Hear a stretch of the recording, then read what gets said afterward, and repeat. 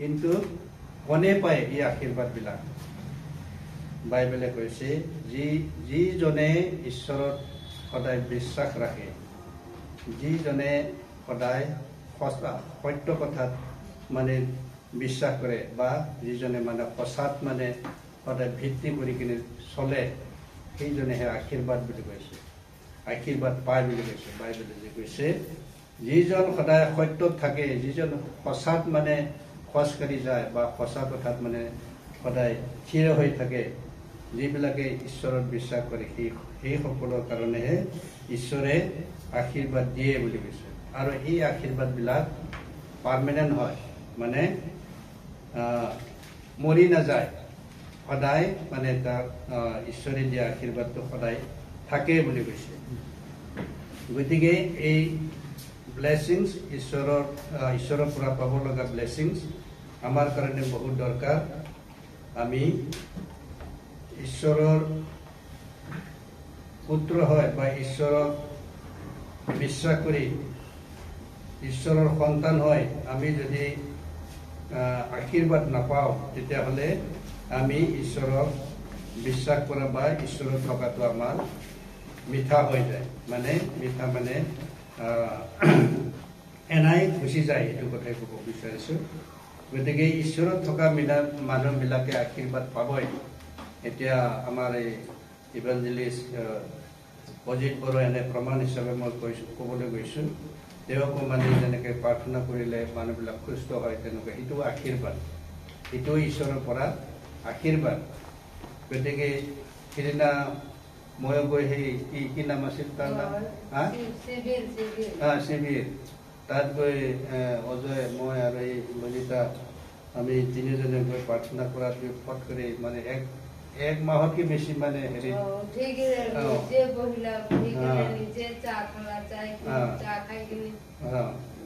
এক মাহ ধৰি মানে বিচনাত পৰি আছিল কিন্তু প্ৰাৰ্থনা কৰাৰ পাছত তেওঁ সুস্থতা পালে এইটো মানে এটা আশীৰ্বাদৰ কথা না ঈশ্বৰৰ কাম সেইবিলাক ঈশ্বৰে কৰে ঈশ্বৰৰ দ্বাৰাই হয় মানুহৰ দ্বাৰাই নহয় গতিকে আমি এই আশীৰ্বাদৰ বিষয়ে আমি অলপমান হেৰি কৰোঁ ষ্টাডি কৰোঁ বাইবেলৰ দ্বাৰা প্ৰথমতে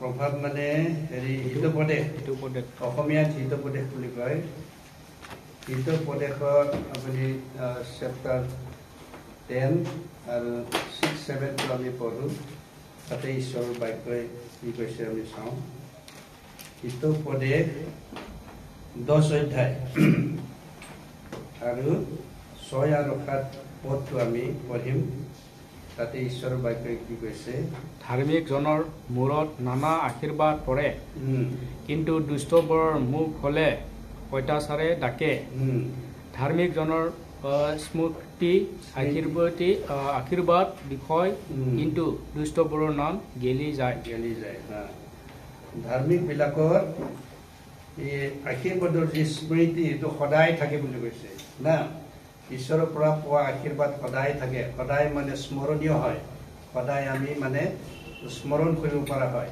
কিন্তু দুষ্টবোৰ হ'লে গলি যায় মানে তাৰ আশীৰ্বাদ অলপ পোৱা হ'লেও সি আকৌ মৰি যায় তেনেকুৱা ধৰণৰ হয় গতিকে আকৌ পঢ়ি দিছোঁ মই ধাৰ্মিকজনৰ মূৰত নানা আশীৰ্বাদ পৰে বুলি কৈছে ধাৰ্মিক মানে যিজন সত্য পথত চলে যাৰ মানে সঁচাটো আছে সদায় সত্য পথেৰে চলে সদায় মানে সঁচা কথা কয় মিছা বোলা বস্তুটো তাৰ অন্তৰত নাথাকে সি মিছা কাম নকৰে মিছা কাৰ্যবিলাক নকৰে সদায় সত্যত পথত চলি থকা মানুহ ইয়াকে মানে কি ধাৰ্মিক বুলি কয় যিবিলাক সত্যত যায় সঁচা কথা কয় সঁচা কাম কৰে সেইবিলাকক ধাৰ্মিক বুলি কয় গতিকে ধাৰ্মিকজনৰ মূৰত নানা আশীৰ্বাদ পৰে এই আশীৰ্বাদ কাৰ পৰা পৰে ঈশ্বৰৰ পৰা পৰে ঈশ্বৰে দিয়ে বুজিছে আশীৰ্বাদ কাৰ পৰা পৰে আমাৰ মানুহৰ পৰা নহয় ঈশ্বৰে তাক সেই ধৰ্ম থকা মানুহ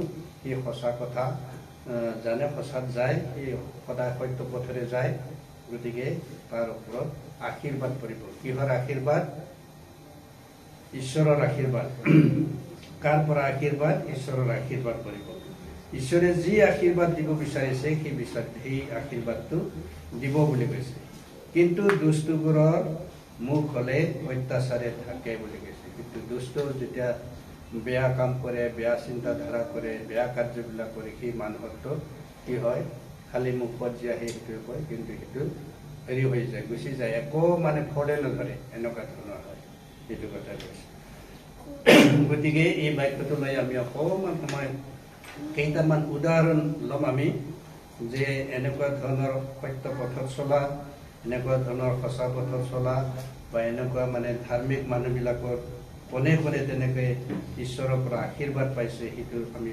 এক্সাম্পলটো ল'ম প্ৰথমতে অকণমান সময় ঈশ্বৰক মন দুৱাম ঈশ্বৰক প্ৰাৰ্থনা কৰোঁ যাতে ঈশ্বৰে আমাক তাৰ হলি স্পিৰিট তাৰ মানে পবিত্ৰ আত্মা দি কিনে সেই বাক্যবিলাক যেন ভালদৰে বিশ্লেষণ কৰিব পাৰে তাৰ কাৰণে প্ৰাৰ্থনা কৰিছোঁ হালেলুয়া স্বৰ্গত থকা হে আমাৰ পিতা পৰমেশ্বৰ ধন্যবাদ দিছোঁ পিতা পৰমেশ্বৰ এই সময়ত তোমাৰ চৰণত আহিছোঁ পিতা পৰমেশ্বৰ তোমাৰ এই বাক্যবিলাক প্ৰভু আত্মাৰ বাক্য হয় তোমাৰ সেই বাক্যবিলাক তোমাৰ মুখৰ পৰা ওলোৱা বাক্য হয় পিতা পৰমেশ্বৰ কিন্তু আমাৰ মানুহৰ কাৰণে প্ৰভু সেইবিলাক ব্যাখ্যা কৰাটো টান হয় পিতা পৰমেশ্বৰ সেয়েহে তোমাৰ পবিত্ৰ আত্মা যেন আহে পিতা পৰমেশ্বৰ তোমাৰ সেই পবিত্ৰ আত্মাৰে তোমাৰ সেই বাক্যবিলাক ভালদৰে বিশ্লেষণ কৰিবলৈ যেন সুযোগ আৰু সুবিধা দিয়ে তোমাৰ সেই বাক্যবিলাক যেন প্ৰভু তোমাৰ ইচ্ছা অনুসৰি প্ৰচাৰ কৰিবলৈ যেন সমৰ্থ হওঁ তাৰ কাৰণে তুমি আশীৰ্বাদ কৰা পিতা পৰমেশ্বৰ তোমাৰ সেই পবিত্ৰ আত্মাৰে ভৰপূৰ কৰি কিনে ক'ব লোৱা মোৰ ওপৰতো আৰু শুনিব লগা সকলোবিলাকৰ ওপৰতো তোমাৰ পবিত্ৰ আত্মাৰে ভৰপূৰ কৰি কিনে তোমাৰ ইচ্ছা অনুসৰি যেন সেই বাক্যবিলাক আমি শুনিব পাৰোঁ আমি ল'ব পাৰোঁ আৰু তোমাৰ পৰা যেন আশীৰ্বাদ পাব পাৰোঁ তাৰ কাৰণে তুমি আমাৰ সকলোবিলাকৰ ওপৰত আশীৰ্বাদ কৰা পিতা পৰমেশ্বৰ এই সকলোবিলাক যাচনা ত্ৰাণকৰ্তা নামেৰে যীশু খ্ৰীষ্টৰ নামেৰে প্ৰাৰ্থনা কৰিছোঁ আমেন তে আমি সকলোৱে বুজি পালোঁ যে আশীৰ্বাদ কোনে দিব পাৰে ঈশ্বৰেহে দিব পাৰে কাক দিয়ে ঈশ্বৰে যিবিলাকে মানে সত্য পথত চলে যিবিলাকে মানে ধাৰ্মিক হয় যিবিলাক মানে মিছা পথত নচলে যিবিলাকে মিছা কাম নকৰে বেয়া কাম নকৰে এইবিলাক ভাল মানুহৰ ওপৰত এই সত্যতাৰে যি থকা মানুহবিলাকৰ ওপৰত ঈশ্বৰে আশীৰ্বাদ দিয়ে বুলি কৈছে গতিকে সেই আশীৰ্বাদটো কেনেকুৱা ধৰণৰ সেই 7 পদত কৈছে ধাৰ্মিকজনৰ স্মৃতি আশীৰ্বাদৰ বিষয় হয় বুলি কৈছে তেওঁৰ স্মৃতি সেই আশীৰ্বাদৰ স্মৃতি মানে সদায় থাকে তাৰমানে সদায় থাকে সেই টেম্পৰাৰী নহয় সদায় থাকে কিন্তু দুষ্টবোৰত যিটো হয় যিবিলাক আশীৰ্বাদ বুলি ভাবে সেইবিলাক গলি যায় বুলি কৈছে তাৰমানে নোহোৱা হৈ যায় সেই আশীৰ্বাদবিলাক গতিকে আমি সদায় ধৰ্ম পথত চলিব লাগে সঁচা পথত চলিব লাগে সদায় ঈশ্বৰৰ বাক্যবিলাক শুনি ঈশ্বৰৰ বাক্য অনুসৰি আমি চলিবলৈ চেষ্টা কৰিব লাগে তেতিয়াহে আমি আশীৰ্বাদ পাব পাৰোঁ বুলি কৈছে সেই বাক্যৰ দ্বাৰাই আমাক বুজাইছে গতিকে এই জগতত যিমানবিলাক এতিয়ালৈকে আহিছিল সেই জগতত অহা মানুহবিলাকৰ ওপৰত কি কি আশীৰ্বাদ দিছিল সেইটোৰ বিষয়ে আমি অলপ ষ্টাডি কৰিম কি কি আশীৰ্বাদ দিছিল আৰু কোনে কি ধৰণৰ আশীৰ্বাদ পাইছিল আৰু এই আশীৰ্বাদটো যে চিৰদিনীয়া হয় সেইটোৰ প্ৰমাণটো আমি তাৰ পৰা চাই লওঁ গতিকে আমি প্ৰথমতে চাম আমাৰ একদম আদি পুস্তকতে আছে আদি পুস্তকত আমাৰ নোহা বুলি ইংলিছত নোৱা বুলি কয় আৰু আমাৰ হেৰি অসমীয়াত নোহা না ন বুলি লিখিছে ইয়াতে না নোৱা আদি পুস্তকত ইংলিছত নোৱা বুলি কয় আদি পুস্তক চেপ্টাৰ 6 আদি পুস্তক 6 অধ্যায় নোহৰ আৰু জল প্লাৱৰ বিৱৰণ 6 অধ্যায় 9 আৰু 10 আগতে পঢ়োঁ নোহৰ বিৱৰণ এই সেই কালৰ মানুহৰ মাজত নোহ ধাৰ্মিক আৰু ক্ষুদ্ৰ পুৰুষ আছিল আৰু ঈশ্বৰৰ লগত নোহৰ চলাচল আছিল আৰু নোহৰ চেম হাম জেফত এই 3জন পুত্ৰ জন্মিল এতিয়া আমি বুজিবলৈ পাইছোঁ যে নোৱা বুলি যি প্ৰথমতে কি বুলি কয় এই পৃথিৱীত আছিল সেই নহাৰ বিৱৰণ এনেকুৱা যে তেওঁ মানুহবিলাকৰ মাজত সকলোতকৈ মানে ধাৰ্মিক মানুহ আছিল বুলি কৈছে সকলোতকৈ নহা ধাৰ্মিক মানুহ আছিল আৰু সিদ্ধ পুৰুষ আছিল সিদ্ধ পুৰুষ মানে সি যি কাম কৰে সেইবিলাক সিদ্ধ হয় যি য'ত যায় সেইটো সিদ্ধ হয় তেনেকুৱা ধৰণৰ কাৰণ ঈশ্বৰে তাক আশীৰ্বাদ কৰিছে যে তেওঁ ধাৰ্মিক মানুহ যেতিয়া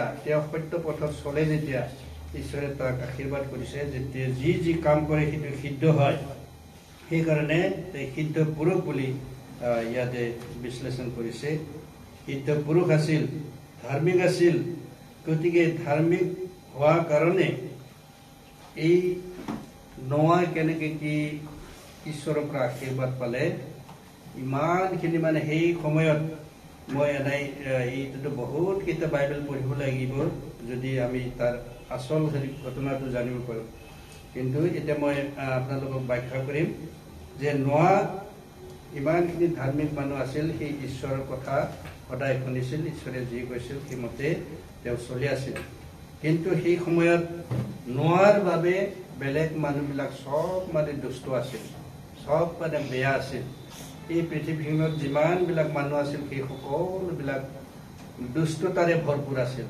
সদায় বেয়া কাৰ্য কৰা বেয়া কাম কৰা আনকি সিহঁতে নিজৰ ইচ্ছা অনুসৰি সকলোবিলাক কাম কৰিছিল বুলি কৈছে ঈশ্বৰৰ কোনো কথাই নুশুনে আৰু সেই সময়ত সিহঁতে যিবিলাক ল'ৰা ছোৱালী বিয়া হৈছিল সেই বিয়া হোৱাটো এনেকুৱা ধৰণৰ হৈছিল এনেকুৱা ধৰণৰ পাপৰ হেৰি আছিল নিজৰ ইচ্ছামতে বোলে মাইকীবিলাক লৈছে নিজৰ ইচ্ছামতে মানে বাছি কেনে সেইটো দেখাত ধুনীয়া সেইটো দেখাত ভাল হয় সেইটো এনেকুৱা ধৰণৰ নিজে বাছি মানে হেৰি মাইকীবিলাক লৈছে বোলে যদি নিদিয়ে তেতিয়াহ'লে কাটি মাৰি হ'লেও তাক লৈ আহিছে বোলে এনেকুৱা ধৰণৰ দুষ্টৰ মানে কাম জগত হৈ আছিল সেই সময়ত ইমানখিনি বেয়া মানুহৰ আছিল গতিকে ইয়াত বাইবেলত কৈছে এই পৃথিৱীত সকলোতকৈ বেয়া যি হেৰি সমস্যা গৈছিল সেই নহাৰ সময়ত গৈছিল বুলি কৈছে সকলোতকৈ বেয়া কাৰ্যবিলাক যি মানুহে কৰিছিল সেই নহাৰ সময়ত হৈছিল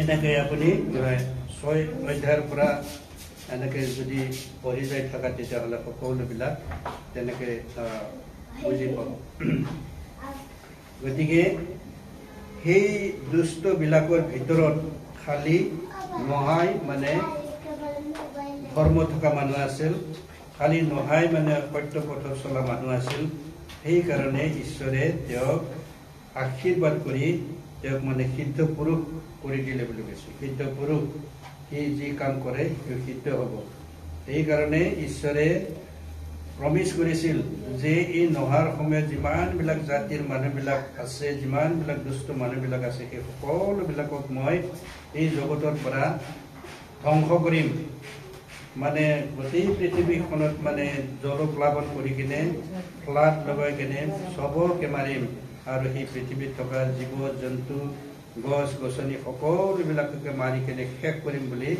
ঈশ্বৰে প্ৰতিজ্ঞা কৰিলে আৰু প্ৰতিজ্ঞা কৰি সঁচাকৈয়ে মানে মই অলপ শ্বৰ্ট কৰি কৈছোঁ সঁচাকৈয়ে সেই নোৱাৰ যুগত যিবিলাক মানে হেৰি আছিল ফ্লাড হৈছিল যিবিলাক মানে জলপ্লাৱন হৈছিল সেই সকলোবিলাক কোনোৱে সহ্য কৰিব নোৱাৰে এনেকুৱা জলপ্লাৱন আছিল বুলি কৈছে 40 দিন আৰু 40 ৰাতি মানে 40 দিন 40 ৰাতি মানে ধাৰাসাৰে বৰষুণ দিয়া আছে বুলি কৈছে এই ধাৰাসাৰে বৰষুণ দিয়াৰ পাছত গোটেই পৃথিৱীখন একদম জলপ্লাৱন হৈ গৈছে পাছত ঈশ্বৰে হেৰি নোৱাক কৈছে খালি তুমি এটা জাহাজ বনাই লোৱা নাও বনাই লোৱা সেই নাৱেদি তোমালোকক মানে হেৰি কৰা হ'ব তোমালোকক ত্ৰাণ কৰা হ'ব তোমালোকক মানে সেই সকলোবিলাক মানে মৰিব লগা যি অৱস্থা তাৰ পৰা তোমালোকক উদ্ধাৰ কৰা হ'ব বুলি কৈছে আৰু সঁচাকৈ নোৱাই তেনেকৈ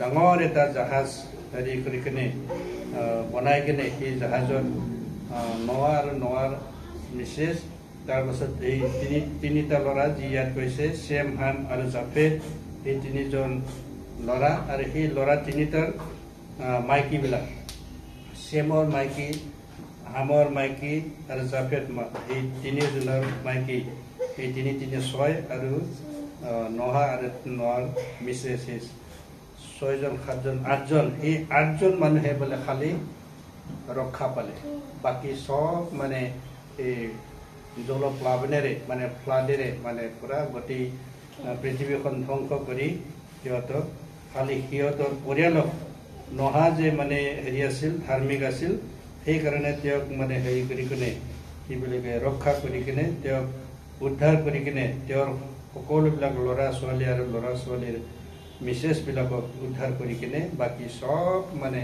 মৰি গ'ল বুলি কৈছে গতিকে কিহৰ আশীৰ্বাদ পালে জীৱনৰ আশীৰ্বাদ পালেহি নয় ঈশ্বৰৰ পৰা এই ধাৰ্মিক হোৱাৰ কাৰণে তেওঁ সদায় সত্য পথত চলাৰ কাৰণে তেওঁ জীৱন লাভ কৰিলে খালি তেওঁ নহয় তেওঁৰ লগতে তেওঁৰ মিছেছ আৰু তেওঁৰ ল'ৰা 3টা আৰু সেই ল'ৰা 3টাৰ যিয়ে ঘৈণীয়েক সেই 8জন মানুহে মাত্ৰ এই সময়ত উদ্ধাৰ পাব পাৰিলে বুলি কৈছে গতিকে ধাৰ্মিক মানুহ হ'লে বা সত্য পথত চলিলে যে ঈশ্বৰে আশীৰ্বাদ কৰে সেইটো আমি ইয়াৰ পৰা বুজিব পাৰোঁ আৰু খালি সেই উদ্ধাৰ কৰাই কথা নহয় সিহঁতক আকৌ যিমানখিনি সম্পত্তিৰ দৰকাৰ আছিল যিমানখিনি টকা পইচাৰ দৰকাৰ আছিল এই সকলোবিলাককে মানে ঈশ্বৰে সিহঁতক যোগান কৰিলে বুলি কৈছে সিহঁতক যোগান দিলে বুলি কৈছে সেইকাৰণে সিহঁতে এই আমি এতিয়া যিমানখিনি পৃথিৱীত মানুহ আছে সেই ক'বলৈ গ'লে সেই নোৱাৰ জাতিবিলাক লাহে লাহে কৰি এনেকৈ আগবাঢ়ি কিনে পৃথিৱীত তেনেকৈ মানুহ আকৌ জমা হ'ব ধৰিছে বুলি কৈছে গতিকে এই বাক্যবিলাকৰ পৰা আমি বুজিব পাৰোঁ যে ধাৰ্মিক হ'লে আমি আমাৰ জীৱনক মানে ৰক্ষা পাম জীৱনো মানে উদ্ধাৰ পাম বুলি আমি এই বাক্যবিলাকৰ পৰা আমি বুজিব পাৰোঁ গতিকে এই কথাটো ক'ত আছে আমি চাই লওঁ এতিয়া এই জেনেচিছ মানে আদি পুস্তকৰ 6 অধ্যায়ৰ 18 পদটো পঢ়ক 18 পদটো কিন্তু মোৰে সৈতে মই মোৰ নিয়মতি স্নেহ কৰিম তুমি তোমাৰ পুত্ৰবিলাকক তোমাৰ ভাৰ্যাক আৰু তোমাৰ বোৱাৰীয়ে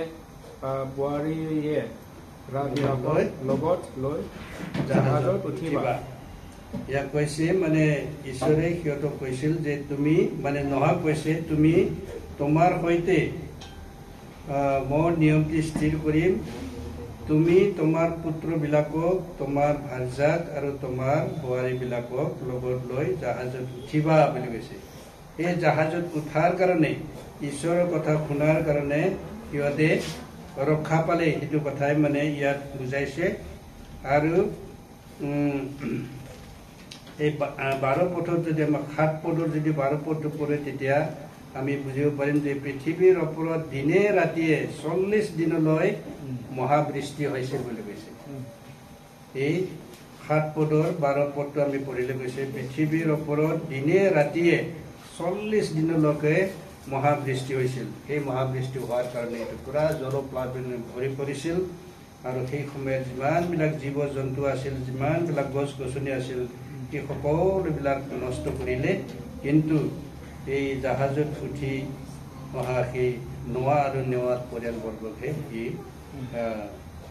জীৱন দান দিলে জীৱন দানৰ মানে আশীৰ্বাদ দিলে সিহঁতক বুজিছে গতিকে ঈশ্বৰে আমাক সেই আশীৰ্বাদটো দিব পাৰে আকৌ 17 পদটো এই 7 অধ্যায়ৰ 17 পদটো তাহলে আমি বুজিব পাছে 40 দিনলৈকে পৃথিৱীৰ ওপৰত জলপ্লাৱন হ'ল তাতে পানী বাঢ়ি বাঢ়ি জাহাজ উপঙালত সি মাটিৰ পৰা ডাং খাই উঠিল বুলি কৈছে তাৰ জাহাজখন ডাং খাই উঠিছে গতিকে এনেকে আমি যদি এনেকে আদি পুস্তকটো পঢ়ি যাওঁ তেতিয়াহ'লে নোৱাৰ কথাটো আমি স্পষ্টভাৱে বুজি পাৰিম তেতিয়া আকৌ সেই 9 পদত চাওঁ 9 পদত আপুনি কেনেকে নোহাক আশীৰ্বাদ কৰিলে ঈশ্বৰে সেইটো কথাটো ইয়াতে লিখা আছে 9 পদৰ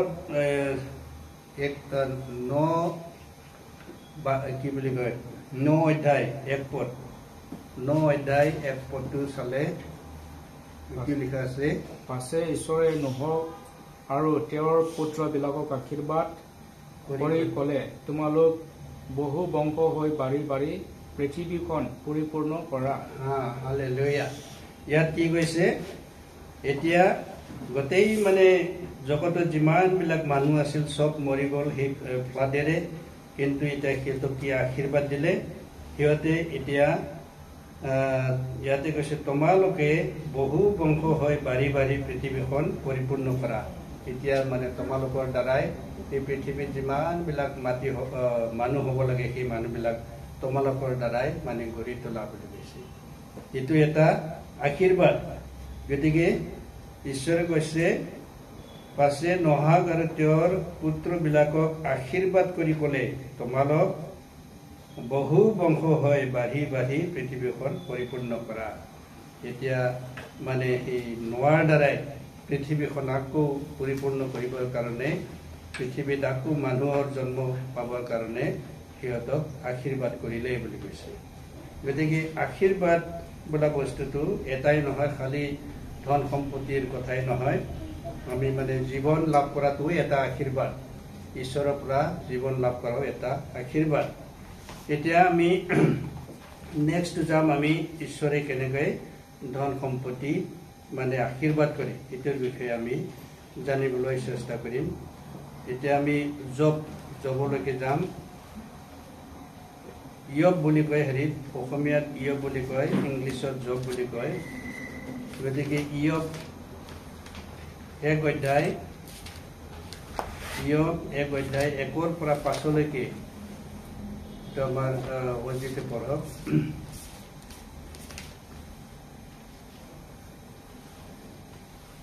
ইয়ব ইষ্টাৰৰ পাছত নহ'লে গীতমালাৰ আগত 1 অধ্যায় 1 পদৰ পৰা 5 পদলৈ পঢ়কচোন। উচ দেশত ইয়ব নামেৰে এজন মানুহ আছিল। সেই পুৰোহিত সকলৰ ঈশ্বৰলৈ ভয় ৰাখোতা আৰু দুষ্টতাৰ পৰা আঁতৰি থাকোতা, তেওঁৰ 7টা পুতেক আৰু তিনিজনী জীয়েক জন্ম হয়। তেওঁৰ সম্পত্তি 7,000 মেৰ শাক, 3,000 উট, 500 হাল, বল 500 গাধী আৰু অতি অধিক দাগ দাখি আছিল। সেইকাৰণে সেই পূব দেশৰ লোকবিলাকৰ মাজত সকলোতকৈ মহান আছিল। তেওঁ পুতেকবিলাকে গৈ যি দিনা যাৰ পাল পৰে সেইদিনা তাৰ ঘৰ বোজ খাগৈ, আৰু মানুহৰ পঠাই তেওঁবিলাকক 3জনী ভনীয়েকো তেওঁবিলাকৰ লগত ভোজন পান কৰিবলৈ নিমন্ত্ৰণ কৰে। পাছে তেওঁবিলাকৰ ভোজন দিন উকলি গ'লে ইয়বে মানুহক পঠাই তেওঁবিলাকক পবিত্ৰ কৰাই, আৰু ৰাতিপুৱাতে উঠি তেওঁবিলাকৰ সকলোৰে সংখ্যা অনুসাৰে হোম বলি দিয়ে। কাৰণ ইয়বে কয়, কিজানি মোৰ পোহতে পাপ কৰি অন্তৰৰ পৰা ঈশ্বৰক বিদায় দিলে।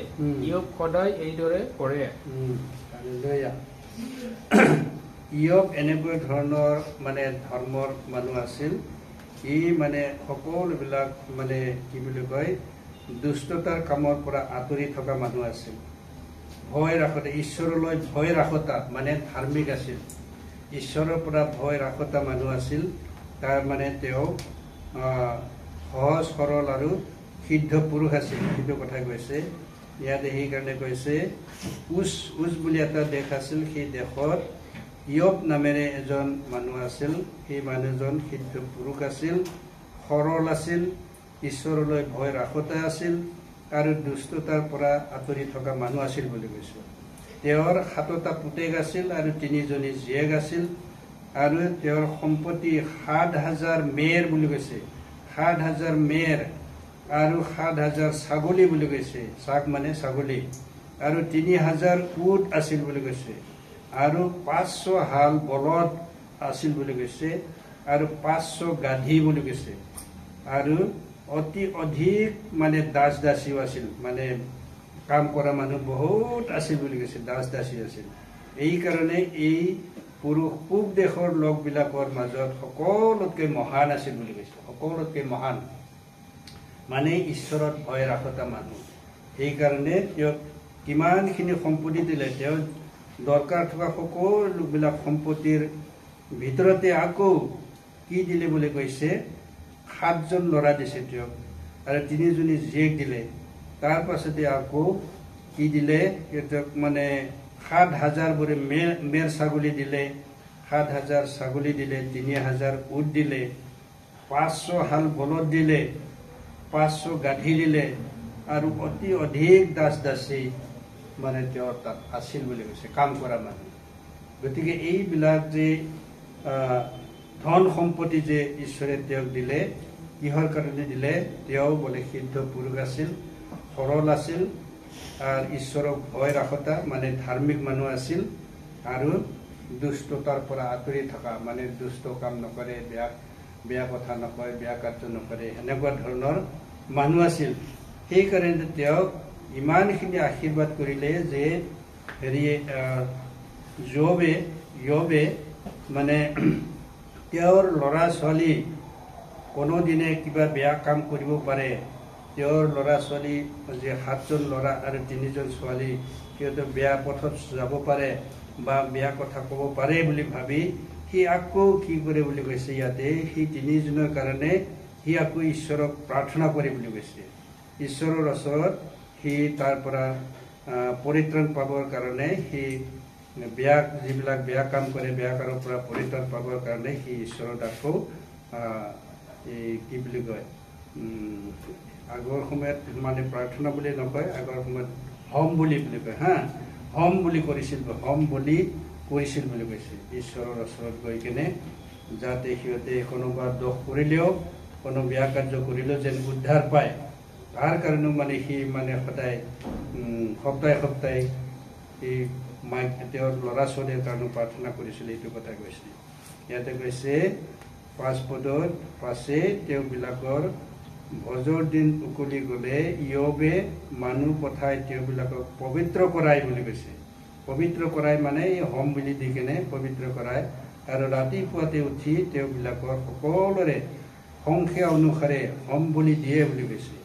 কাৰণ য়োবে কয়, কিজানি মোৰ পহতে মই নাথাকোঁতেই বুলি কৈছে, মোৰ পহতে মানে মই নাথাকোঁতে পাপ কৰি অন্তৰৰ পৰা ঈশ্বৰক বিদায় দিলে কিজানি, তেনেকুৱা ধৰণৰ ঈশ্বৰৰ আগত কিজানি পাপ কৰিছে। গতিকে সিহঁতৰ কাৰণে মই প্ৰাৰ্থনা কৰা দৰকাৰ বা সিহঁতৰ কাৰণে মই হোম বুলি দিয়া দৰকাৰ বুলি সি তেনেকৈ কৰিছিল বুলি কৈছে।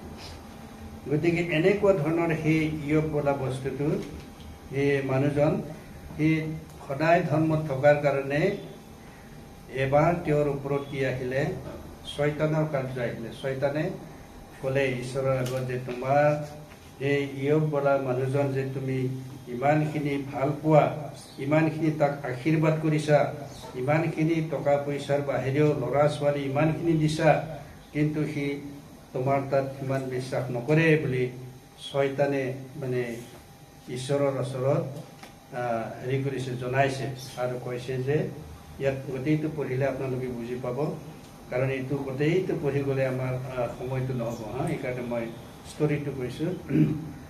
গতিকে য়োবে এনেকুৱা ধৰণৰ তোমাৰ ইমানখিনি বিশ্বাস থকা মানুহ নহয়। মই কেইটামান তাৰ ওপৰত মানে কেইটামান ল'ম, টেষ্ট ল'ম। সেই টেষ্টত যদি সি কৰিব পাৰে, জয় কৰিব পাৰে, তেতিয়াহ'লে হয় সঁচাকৈ সি তোমাৰ ভক্ত হয়, ঈশ্বৰ তোমাৰ ভক্ত হ'ব সঁচাকৈ সি, যদি সি মোৰ টেষ্টত যদি পাছ হ'ব পাৰে বুলি কয়। সি কি কৰিলে, সেই শয়তানে কি কৰিলে, সেই য়োবৰ ওচৰত গৈ কিনে তাক মানে বেমাৰ আজাৰত পেলালে, তাৰ মাইকীকো বেমাৰ আজাৰত পেলালে, নানা ধৰণৰ ৰোগ তেওঁ শৰীৰত দিলে। আনপিনে তেওঁৰ ল'ৰা ছোৱালীবিলাককো তেনেকৈ বেমাৰ আজাৰত পেলাই কিনে সিহঁতকো আকৌ মানে মাৰিলে। তেনেকুৱা ধৰণৰ আকৌ তেওঁৰ যিমানবিলাক সম্পত্তি আছিল, গৰু ছাগলী বা মেৰ ছোৱালী সেই সকলোবিলাকক সি মানে বেমাৰ পেলাই পেলাই কেনে চব ধ্বংস কৰি দিছিল বুলি কৈছে। কিন্তু তথাপিও জবে মানে ঈশ্বৰক এৰা নাই বুলি কৈছে। ইমানখিনি দুখ কষ্ট দিও, ইমানখিনি তাৰণা কৰিও মানে জবক মানে সি হেৰিত পেলাব পৰা নাই। সি কি বুলি কয়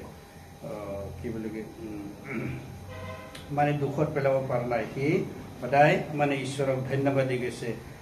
পিতা পৰমেশ্বৰ, তোমাৰে সকলোবিলাক বস্তু আছিল, মোক যিমানখিনি ল'ৰা ছোৱালী দিছিল এই তুমি দিয়া আছিল, গতিকে তুমি মোক দিছিলা আৰু তুমি তোমাৰ কাৰণে লৈ গৈছা, কোনো আপত্তি নাই বুলি ঈশ্বৰক ধন্যবাদ দি আছিল বুলি কৈছে।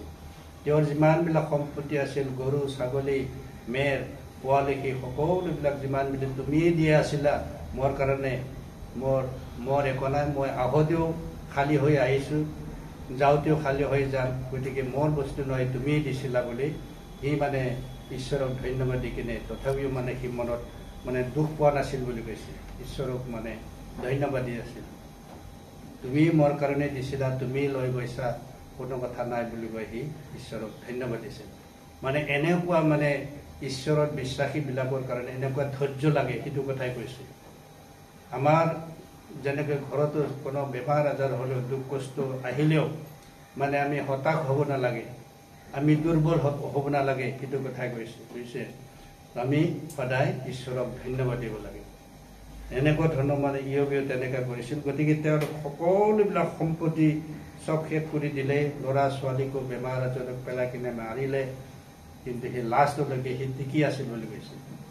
লাষ্টত এই হেৰিয়ে কি বুলি কয়, শয়তানে তেওঁৰ কাৰ্যবিলাক দেখি, ইয়বৰ কাৰ্যবিলাক দেখি তেওঁ ঈশ্বৰৰ ওচৰত হাৰ মানিলে। তেওঁ ক'লে, সঁচাকৈয়ে তোমাৰ সেই ভক্ত জব যি আছে, সি তোমাৰ সঁচাকৈ ভক্ত হয়, সি সকলোবিলাক তোমাৰ কাৰণেই মানে হেৰি কৰিছে, তোমাৰ কাৰণেই মানে দান কৰিছে। সি সকলোৱে তেওঁ নিজৰ জীৱনটো খালি দান কৰাৰ কথা নহয়, সকলোবিলাক বস্তু বাহিনী, সকলোবিলাক ল'ৰা ছোৱালী তোমাৰ কাৰণে দান কৰিছে।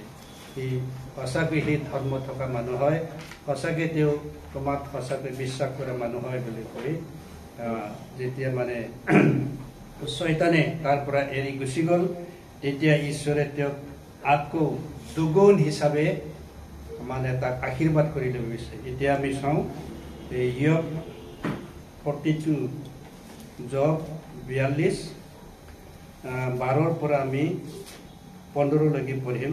তাতে ইয়বক আকৌ মানে ঈশ্বৰে কেনেকুৱা আশীৰ্বাদ দিলে সেইটো কথা আমি বুজিবলৈ পাম। ইয়বৰ সকলোবিলাক সম্পত্তি শেষ হৈ গৈছিল, ইয়বৰ সকলোবিলাক ল'ৰা ছোৱালী, তাৰ মাইকী, আনকি মাইকীবিলাকো মৰিকে শেষ হৈ গৈছিল, কিন্তু ঈশ্বৰে আকৌ তেওঁক কেনেকৈ দিলে চাওক। ইয়ব 42:12 পৰা 15লৈকে পঢ়ক। সেইদৰে জীৱই ইয়বৰ প্ৰথম অৱস্থাতকৈ শেষৰ অৱস্থা অধিক আশীৰ্বাদযুক্ত কৰিলে। তাতে তেওঁ 14,000 মেৰ ছাগল, এতিয়া চাওক এক মিনিট হা, ইয়াত 14,000 মেৰ ছাগলী, আগতে কিমান আছিল? 7,000 মেৰ ছাগলী আছিল, এতিয়া আকৌ তাক 14,000 মেৰ ছাগলী দিলে। তাৰপাছত পঢ়ক 6,000 উট, আগতে 3,000 উট আছিল, এতিয়া 6,000 উট তেওঁ দিলে। তাৰপাছত পঢ়ক 1,000 হাল বল আৰু 1,000 গাদী হল। আগতে 500 হাল বলদ আছিল আৰু 500 গাধী আছিল, এতিয়া 1,000 হাল বলদ দিলে আৰু 1,000 গাধী দিলে, মানে ডাবল, আগতকে ডাবল দিলে। তাৰপাছত পঢ়ক 15লৈকে না। তেওঁ 7টা পুতেক আৰু 3জনী জীয়েকো হল আকৌ হল বুলি কৈছে। তেওঁ বৰ জনীৰ নাম জিমিয়া, দ্বিতীয় জনীৰ নাম চকিয়া আৰু তৃতীয় জনীৰ নাম কেৰন স্নপুক ৰাখিলে। এইবোৰ জীয়েকবিলাক নিচিনা সুন্দৰী যুৱতী, সুন্দৰী। আৰু ইফালে আছে না যুৱতী গোটেই পোৱা নগ'ল আৰু বাপেকে তেওঁবিলাকৰ ভায়েক ককায়েকবিলাকৰ লগত তেওঁবিলাকো উত্তৰাধিকাৰ দিলে বুলি কৈছে। হালেলুয়া। ইয়াত কি কৈছে, জবে তেনেকৈ সহন কৰি থকাৰ কাৰণে জবে তেনেকৈ অন্তলৈকে শেষলৈকে তেওঁৰ ধৰ্মটো এৰা নাই। যেতিয়া তেওঁ যে সদায় সত্য পথত চলে, তেওঁ যে সদায় ধৰ্ম পথত চলে, তেওঁ যে সদায় ঈশ্বৰক ভয় কৰে, সেই কথা দেখি, এই কথা কামটো দেখি ঈশ্বৰে আকৌ তেওঁক আশীৰ্বাদ কৰিলে, ডাবুল আশীৰ্বাদ কৰিলে। আগতে তেওঁৰ মানে কি আছিল, এইদৰে জিহুৱাই জীয়বৰ প্ৰথম অৱস্থাত শেষৰ অৱস্থা অধিক আশীৰ্বাদযুক্ত কৰিলে।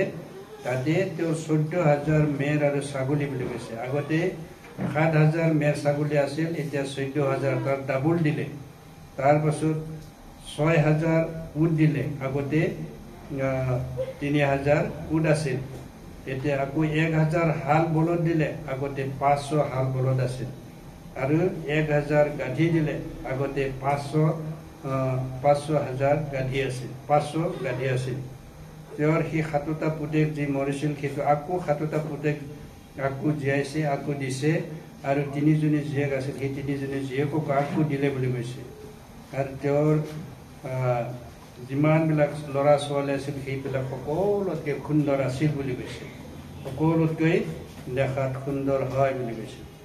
গতিকে জবৰ সেই তেওঁৰ জীৱন চৰিত্ৰৰ পৰা আমি দেখা পাওঁ যে ঈশ্বৰে সঁচাকৈ যি আশীৰ্বাদ দিয়ে, সেই আশীৰ্বাদটো যিবিলাক মানে ধৰ্মত থাকে, যিবিলাক মানে সঁচা পথত থাকে বা সত্য পথত চলায়, সেইবিলাকেই তাৰমানে এই আশীৰ্বাদটো পায়। সেই আশীৰ্বাদ ঈশ্বৰে সিহঁতক দিয়ে বুলি কৈছে। এতিয়া আকৌ আৰু এটা উদাহৰণ লৈ কিনে আমি কৰিম, কি বুলি কয়, শেষ কৰিম। নেক্সট উদাহৰণটো আমাৰ আব্ৰাহামৰ উদাহৰণ। আব্ৰাহাম কেনেকৈ মানে ঈশ্বৰৰ পৰা আশীৰ্বাদ পালে, ঈশ্বৰে কেনেকৈ আব্ৰাহামক আশীৰ্বাদ দিলে, কি কাৰণে দিলে, সেইটো কথা আমি আকৌ সেই আদি পুস্তকত আকৌ যাব লাগিব। গতিকে আদি পুস্তকত আমি জেনেচিছ 15 যাম।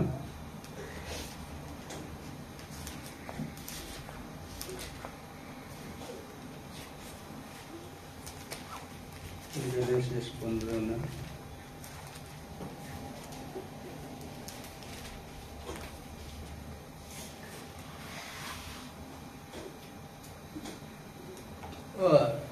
আদি পুস্তক 15 অধ্যায় 4-5-6 আমি পঢ়িম। তেতিয়া দেখা জিহুৱাৰ পাইক তেওঁলৈ আহিল বোলে, সি তোমাৰ উত্তৰাধিকাৰী নহ'ব, কিন্তু তোমাৰ উৎসৰ্গত জন্মা জনহে তোমাৰ উত্তৰাধিকাৰী হ'ব। পাছে তেওঁ আব্ৰাহামক বাহিৰলৈ নি ক'লে, তুমি আকাশলৈ চোৱা, যদি তৰোৱাৰবোৰ গণিব পাৰা তেন্তে গণা। তেওঁ আকৌ আব্ৰাহামক ক'লে, এইদৰে তোমাৰ বংশও হ'ব।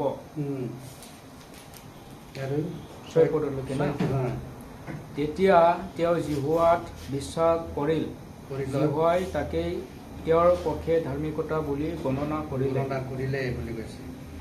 গতিকে ইয়াত আব্ৰাহামে কি হৈছিল, আব্ৰাহামে আগতে মানে সাৰাক বিয়া কৰিছিল, কিন্তু সাৰাৰ কোনো ল'ৰা ছোৱালী নাছিল। সাৰাৰ কোনো ল'ৰা ছোৱালী নাছিল, তেওঁ বাজি আছিল। আমি বাজি বুলি কওঁ না, বাৰেন, মানে ইংলিছত বাৰেন বুলি কয়। যাৰ মানে ল'ৰা ছোৱালী নহয়, তাক আমি অসমীয়াত বাজি বুলি কয় না, কি কয়, যাৰ ল'ৰা নাই, পুত্ৰ নাই বা ছোৱালী নাই, এই মাইকীজনী কি বুলি কয়, বিধৱাৰী। বিধৱাটো নহয়, বিধৱাটো মানে এনে বাজি বুলি কয়। বাজি মানে ল'ৰা ছোৱালী নথকা মাইকীক না, তেনেকুৱা কয়। গতিকে এই আব্ৰাহামৰ মাইকী সাৰাৰ মানে কোনো ল'ৰা ছোৱালী নাছিল। গতিকে তাক মানে সেই সাৰাই মানে ৰিকুৱেষ্ট কৰি কিনে মানে আব্ৰাহামক তাৰ চাকত কৰি থকা মানে এজনীক মানে বিয়া কৰিব দিলে আৰু সেইজনক মানে বিয়া কৰি সেইজনৰ পুত্ৰ এটা জন্মিছিল তাৰ নাম আছিল ইছমাইল বুলি এজন আছিল কিন্তু আব্ৰাহামৰ মনত বেয়া লাগে এইকাৰণে তাৰ যিমানবিলাক মানে ইমানেই বিশ্বাস কৰা মোৰ মাইকী চাৰাৰ পৰা মোৰ ল'ৰা বা ছোৱালী জন্ম হোৱা নাই গতিকে মোৰ উত্তৰাধিকাৰী কোনে হ'ব মানে মোৰ পাছত কোনে ৰাজত্ব কৰিব এই জগতত সেইটো কথা লৈ মানে আব্ৰাহামৰ বিৰাট চিন্তা আছিল গতিকে এই চিন্তা থকাৰ সময়তে ঈশ্বৰে আহি তেওঁক ক'লে বুলি কৈছে এই আব্ৰাহামক ক'লে তেতিয়া দেখা জিহুৱাৰ বাক্য তেওঁলৈ আহিল বোলে যি তোমাৰ উদ্ধাৰকাৰী নহ'ব উত্তৰাধিকাৰী নহ'ব কাৰ কথা কৈছে সেই ইছমাইলৰ কথা কৈছে সি তোমাৰ উত্তৰাধিকাৰী নহ'ব কিন্তু তোমাৰ ঔৰসত জন্মা জনহে তোমাৰ উত্তৰাধিকাৰী হ'ব তোমাৰ দ্বাৰাই জন্ম পোৱা এজনৰ পৰাহে তুমি উত্তৰাধিকাৰী পাবা বুলি কৈছে পাছে তেওঁ আব্ৰাহামক বাহিৰলৈ নি ক'লে তুমি আকাশলৈ চোৱা যদি তৰাবোৰ গণিব পাৰা তেন্তে গণা তেওঁ আকৌ আব্ৰাহামক ক'লে এইদৰে তোমাৰ বংশও হ'ব বুলি কৈছে ইয়াত বিৰাট ডাঙৰ কথা কৈছে মানে সেই সময়ত আব্ৰাহামৰ বছৰটো প্ৰায় 100 বছৰ হৈছে আৰু সেই সময়ত চাৰাৰ বয়সটো প্ৰায় 90 বছৰ হৈছে গতিকে 100 বছৰ হোৱা বয়সৰ মানুহ আৰু 90 বছৰ হোৱা এজনী মাইকী এই দুটাৰ কেনেকৈ ল'ৰা হ'ব পাৰে বা কেনেকৈ ছোৱালী হ'ব পাৰে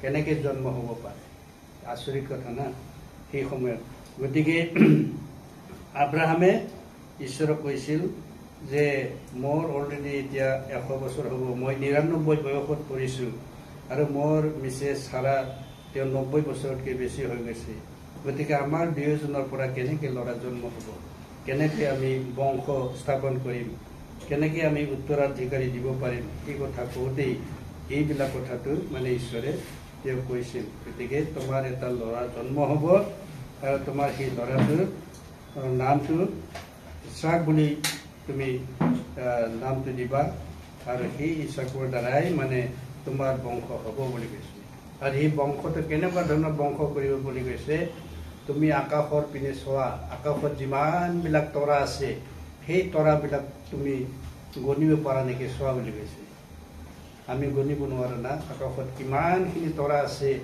এটা দুটা বুলি গণিলেও আমি মানে অজস্ৰ দেখা পাওঁ সেইটো গণিব নোৱাৰা হেৰি হয় গতিকে এনেকৈ গণিব নোৱাৰা বংশ মই তোমাৰ পৰা কৰিম বুলি কৈছে প্ৰতিজ্ঞা কৰিছে ঈশ্বৰে কেলেই কৰিলে কাৰণ এই আব্ৰাহামে তেওঁক বিশ্বাস কৰাৰ কাৰণে ঈশ্বৰক বিশ্বাস কৰাৰ কাৰণে ঈশ্বৰ যিহক মানে তেওঁৰ তাত ধাৰ্মিকতা থকাৰ কাৰণে ঈশ্বৰে তেওঁক মানে বাছি ল'লে যে তোমাৰ পৰাই মানে মই এই জগতত উত্তৰাধিকাৰী পাবৰ কাৰণে তোমাৰ পৰা ল'ৰা এটা জন্মাম বুলি মানে প্ৰতিজ্ঞা কৰিছিল গতিকে ঈশ্বৰে যি আশীৰ্বাদ দিছে সেই আশীৰ্বাদটো কেনেকুৱা মানে বহু বংশৰ পিতা হ'বৰ কাৰণে তেওঁ মানে হেৰি কৰিছে কি বুলি কয় আশীৰ্বাদ দিছে গতিকে এতিয়া আমি হেৰিটো পঢ়িম এই আদি পুস্তকৰ 17 অধ্যায়ৰ 1-ৰ পৰা 4লৈকে পঢ়িম তাতেও আমি কিছুমান কথা আমি বুজিব পাৰিম 17 অধ্যায় 1-ৰ পৰা 4লৈকে পঢ়িম আব্ৰাহামৰ বয়স 99 বছৰ যিহোৱাই আব্ৰাহামক দৰ্শন দি ক'লে মই সৰ্বশক্তিমান ঈশ্বৰ মোৰ আগত চলাচল কৰি সিদ্ধ হোৱা আৰু মই মোৰে তোমাৰে মাজত মোৰ নিয়ম স্থিৰ কৰি তোমাৰ বংশ অতিশয় ৰূপে বৃদ্ধি কৰিম তেতিয়া আব্ৰাহাম উভৰি হৈ পৰিল ঈশ্বৰে তেওঁৰ সৈতে কথা কৈ ক'লে দেখা ময়ে তোমাৰে সৈতে মোৰ নিয়ম স্থিৰ কৰিছোঁ যাতে তুমি জাতিসমূহ আদি পিতৃ হ'বা তোমাৰ নাম আব্ৰাহাম বুলি আৰু মতা নহ'ব, কিন্তু তোমাৰ নাম আব্ৰাহামেহে হ'ব, কিয়নো মই তোমাক জাতিসমূহৰ আদি পিতৃ কৰিলোঁ। হালেলুয়া। ইয়াত কি কৈছে, আব্ৰাহাম মানে আব্ৰাহামক দেখুৱাই কিনে ঈশ্বৰে কৈছে যে আব্ৰাহামে কৈছে ঈশ্বৰক যে মই এতিয়া ৯৯ বছৰ হৈ গ'লো আৰু আব্ৰাহামৰ বয়স ৯৯ বছৰ হ'লত জিহুৱাই আব্ৰাহামৰ দৰ্শন দি ক'লে, মই সৰ্বশক্তিমান ঈশ্বৰে মানে আব্ৰাহামক কৈছে, যেতিয়া মানে আব্ৰাহাম ৯৯ বছৰ আছিল, 99 বছৰ যেতিয়া তেওঁ হৈছিল, তেতিয়া ঈশ্বৰে দৰ্শন দি ক'লে যে মই সৰ্বশক্তিমান ঈশ্বৰ, মোৰ বাহিৰে কোনো ঈশ্বৰ বোলা বস্তু নাই, গতিকে মোৰ আগত তুমি সিদ্ধ মানুহ হোৱা, মানে তুমি সহজ সৰল হিচাপে থকা, সত্য পথত যোৱা, ধৰ্মত থকা মানুহ হোৱা, তেতিয়াহ'লে মই তোমাক কি কৰিম বুলি কৈছে, সেই বংশবিলাকৰ পিতৃ কৰিম বুলি কৈছে। তাৰমানে ফাদাৰ অফ দ্য নেশ্যন আমি ইংলিছত ক'বলৈ গ'লে ইয়াত কৈছে যে দেখা ময়েই তোমাৰ সৈতে মোৰ নিয়ম স্থিৰ কৰিছোঁ, তাতে মই জাতিসমূহৰ আদি পিতৃ হ'বা, তোমাৰ নাম আব্ৰাম বুলি আৰু মতা নহ'ব, কিন্তু তোমাৰ নাম আব্ৰাহামহে হ'ব বুলি কৈছে, কিয়নো মই তোমাক জাতিসমূহৰ আদি পিতৃ কৰিলোঁ বুলি কৈছে। ঈশ্বৰে তেওঁক কি আশীৰ্বাদ দিলে, জাতিবিলাকৰ চবতকৈ ডাঙৰ পিতা সেই পিতৃ আব্ৰাহাম, মানে ফাদাৰ অফ দ্য নেশ্যন, এইটো তোমাক বনাম বুলি কৈছে সি ঈশ্বৰে। সি সঁচাকৈ তেনেকে ঈশ্বৰে প্ৰতিজ্ঞা কৰাৰ দৰেই মানে আব্ৰাহামক পিতৃবিলাকৰ মানে জাতিবিলাকৰ আদি পিতৃ, মানে জাতিবিলাকৰ পিতা, ফাদাৰ অফ দ্য নেশ্যনছ সি বনালে বুলি আমি এই বাইবেলৰ পৰা বুজিব পাৰোঁ। এতিয়া আকৌ সেই একেটা অধ্যায়ৰে 17 অধ্যায়ৰে 15, 16, 17টো আমি পঢ়িম। 15, 16, 17 এই পদটো এই 17 অধ্যায়ৰ। পাছে ঈশ্বৰে আব্ৰাহামক ক'লে, তোমাৰ ভাৰ্যা চাৰীৰ বিষয়ে হ'লে তেওঁক চাৰী বুলি আৰু নেমাতিবা, কিন্তু তেওঁৰ নাম চাৰা হ'ব বুলি কৈছে। তেওঁৰ নাম চাৰা হ'ব, মই তেওঁক আশীৰ্বাদ কৰিম আৰু তেওঁৰ পৰা তোমাক এটি পুত্ৰ দিম। এনেকৈ মই তেওঁক আশীৰ্বাদ দিয়াত তেওঁ অনেক জাতিৰ আদি মাতৃ হ'ব আৰু নানা দেশৰ ৰজাবিলাকো তেওঁৰ পৰাই উৎপন্ন হ'ব বুলি কৈছে।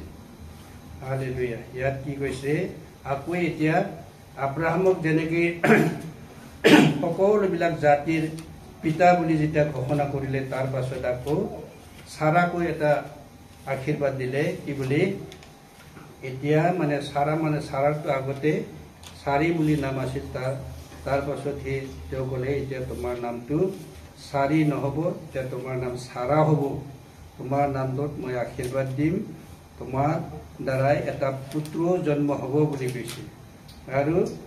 আৰু তুমি সকলোবিলাক জাতিৰ মাতৃ হ'বা বুলি কৈছে। যিমানবিলাক পৃথিৱীত জাতিবিলাক আছে, সেই জাতিবিলাকৰ মাতৃ, তাৰমানে সেই সকলোবিলাক জাতিৰ মা তোমাৰ নামত পৰিব বুলি কৈছে। গতিকে আদি মাতৃ হ'ব বুলি তেওঁ ঈশ্বৰে তেওঁ প্ৰতিজ্ঞা কৰাৰ নিচিনা কৰি দিয়ে। তেতিয়া আব্ৰাহামে উবৰি হৈ পৰি 100 বছৰীয়া পুৰুষৰ সন্তান হ'বনে বুলি চিন্তা কৰিছিল, আৰু 90 বছৰীয়া চাৰাই কেনে প্ৰসৱ কৰিব নেকি বুলি তেনেকৈ হাঁহিছিল।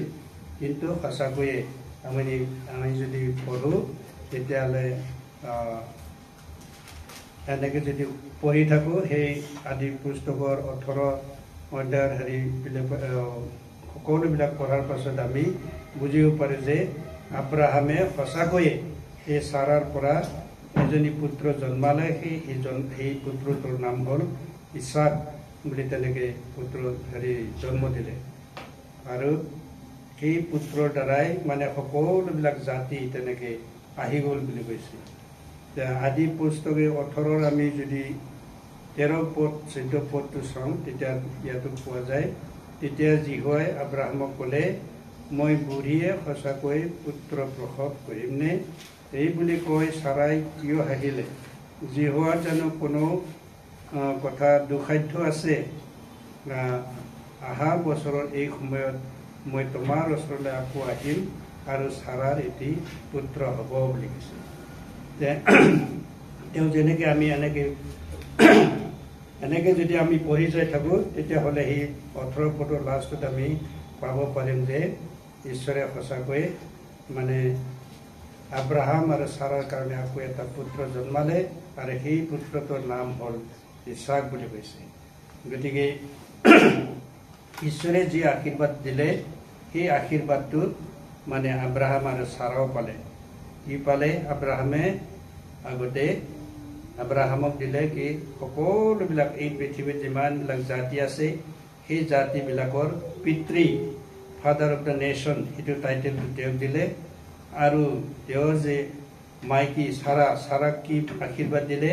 এই পৃথিৱীত যিমানবিলাক জাতি মানুহবিলাক আছে সেই মানুহবিলাকৰ মাতৃ, সকলোতকৈ মানে ডাঙৰ মাতৃ তেওঁৰ নামত হেৰি কৰি আশীৰ্বাদ দিলে। গতিকে পিতৃ আৰু মাতৃ দুয়োটাকে আব্ৰাহাম আৰু চাৰাক তেনেকৈ আশীৰ্বাদ কৰিলে ঈশ্বৰে। আৰু সঁচাকৈয়ে মানে ঈশ্বৰে ইমানখিনি বয়স হোৱা স্বত্তেও আব্ৰাহামৰ 100 বছৰ আৰু চাৰাৰ 90 বছৰতকৈ বেছি হ'ল, তেনেকুৱা বছৰ হওঁতো মানে ঈশ্বৰে সিহঁতক এটা পুত্ৰ জন্মালে আৰু সেই পুত্ৰটোৰ নাম হ'ল ইছাক বুলি কৈছে। গতিকে ঈশ্বৰে কেনেকুৱা ধৰণৰ ব্লেছিং দিলে, কেনেকুৱা ধৰণৰ আশীৰ্বাদ দিলে, সেইটো কথা আমি যদি চাওঁ তেতিয়াহ'লে সঁচাকৈ আব্ৰাহাম আৰু চাৰাও মানে দুয়োটাৰ মানে ধৰ্মত থকা দুয়োজনে হেৰি আছিল।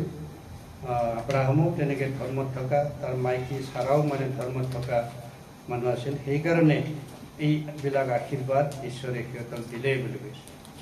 গতিকে আমি সকলোৱে বুজিব লাগিব যে আমি কেনেকৈ ঈশ্বৰৰ পৰা আশীৰ্বাদ পাম। আমাক যি আশীৰ্বাদৰ দৰকাৰ আছে সেই সকলোবিলাক আশীৰ্বাদ আমি পাব লগাটো খালি ঈশ্বৰৰ পৰাই পাম। আৰু ঈশ্বৰে কেনেকৈ দিব? যদি আমি সঁচাকৈ ঈশ্বৰক গ্ৰহণ কৰোঁ, সঁচাকৈ যদি আমি ঈশ্বৰক বিশ্বাস কৰোঁ, সঁচাকৈ যদি আমি ঈশ্বৰৰ সত্য পথত চলোঁ, সঁচা পথত চলোঁ, তেতিয়াহ'লে ঈশ্বৰে আশীৰ্বাদ কৰে বুলি কৈছে। আৰু ঈশ্বৰত থকা মানুহবিলাক কেতিয়াও মানে গৰীব নহয় বুলি কৈছে। কেতিয়াও গৰীব নহয়, মানে অলপ চলপ হ'লেও মানে ঈশ্বৰে তাক আশীৰ্বাদ কৰিব। কেতিয়াও মানে লঘোণে থাকিব লগা তেনেকুৱা ধৰণৰ হেৰি নিদিয়ে বুলি, কষ্ট নিদিয়ে বুলি কৈছে। সঁচাকৈ আমি যদি ঈশ্বৰক সঁচাকৈ বিশ্বাস কৰোঁ, সঁচাকৈ যদি ঈশ্বৰত থাকোঁ, তেতিয়াহ'লে নানা ধৰণৰ মানে আশীৰ্বাদ আমি পাব পাৰোঁ। এই জগতত আশীৰ্বাদ বুলি ক'লে বহুত ধৰণৰ আশীৰ্বাদ আছে, খালি এটা দুটাই নহয়, নানা ধৰণৰ আশীৰ্বাদ আছে। কিছুমানৰ ধন সম্পত্তিৰ আশীৰ্বাদ, কিছুমানৰ ল'ৰা ছোৱালীৰ আশীৰ্বাদ, কিছুমানৰ মানে জীৱনৰ আশীৰ্বাদ, অনন্ত জীৱনৰ আশীৰ্বাদ, তেনেকুৱা ধৰণৰ বহুত ধৰণৰ মানে আশীৰ্বাদ আছে। কিছুমানে মানুহক শিক্ষা দিব পৰা আশীৰ্বাদ, কিছুমানে মানুহক পৰিত্ৰাণ মানে বাক্যৰে পৰিত্ৰাণ দিব পৰা আশীৰ্বাদ, কিছুমানে বেমাৰ আজাৰক ভাল কৰিব পৰা আশীৰ্বাদ, তেনেকুৱা নানা ধৰণৰ আশীৰ্বাদ মানে মানুহে মানে ঈশ্বৰে দিয়ে। কিন্তু সেইবিলাক কেনেকুৱা ধৰ্মৰ মানুহ হয়? ধৰ্ম থকা মানুহ, ধৰ্মত চলা মানুহ বা সত্য পথত চলা মানুহ, যিবিলাক মানে সদায় সঁচা পথত চলে, সেইবিলাকে এইবিলাক আশীৰ্বাদ পায় বুলি আমাৰ বাইবেলৰ পৰা আমি প্ৰমাণটো পাব পাৰোঁ। গতিকে বেছি কথা আৰু নকওঁ। গতিকে আমি সকলোৱে ঈশ্বৰত বিশ্বাস কৰিব লাগে, সকলোৱে ঈশ্বৰত থাকিব লাগে, সদায় ঈশ্বৰক আৰাধনা, সদায় ঈশ্বৰক কি বুলি কয় স্তুতি কৰিব লাগে। আৰু আমাৰ আত্মাৰে স্তুতি কৰাত ঈশ্বৰে সন্তুষ্ট হয়। কাৰণ বাইবেলে কৈছে তোমালোকে যদি ঈশ্বৰত সঁচাকৈ আহা, তেনেহ'লে আন্তৰিকভাৱে ঈশ্বৰক স্তুতি কৰা আৰু সঁচাকৈ মানে স্তুতি কৰা বুলি কৈছে। সঁচাকৈ স্তুতি কৰা মানে একদম সত্যৰে তোমাৰ যিটো মানে মনত যি সত্যতা আছে সেই সত্যতাৰে আমি ঈশ্বৰক স্তুতি কৰিব লাগে, আৰাধনা কৰিব লাগে আৰু সদায় আমি ঈশ্বৰক ধন্যবাদ দিব লাগে। তেতিয়াহ'লে আমি আশীৰ্বাদযুক্ত মানুহ হ'ব পাৰি বুলি আমাৰ বাইবেলে তেনেকৈ এক্সাম্পলটো দিছে। ঠিক আছে, সকলোৰে ওপৰত ঈশ্বৰে আশীৰ্বাদ কৰক। সকলোৰে এটলিষ্ট ঈশ্বৰে ধৰ্ম থকা মানুহ বুলি সকলোকে আশীৰ্বাদেৰে জয়যুক্ত কৰক। লগতে আমি আটাইকেইজনে সদায় যেন ঈশ্বৰত থাকিব পাৰোঁ তাৰ কাৰণে আমি চেষ্টা কৰা দৰকাৰ বুলি মই ইয়াতে আজি সেই অকণমান সময় যি সময় ল'লোঁ সেইখিনি মই সামৰিছোঁ। ঈশ্বৰৰ বাক্যই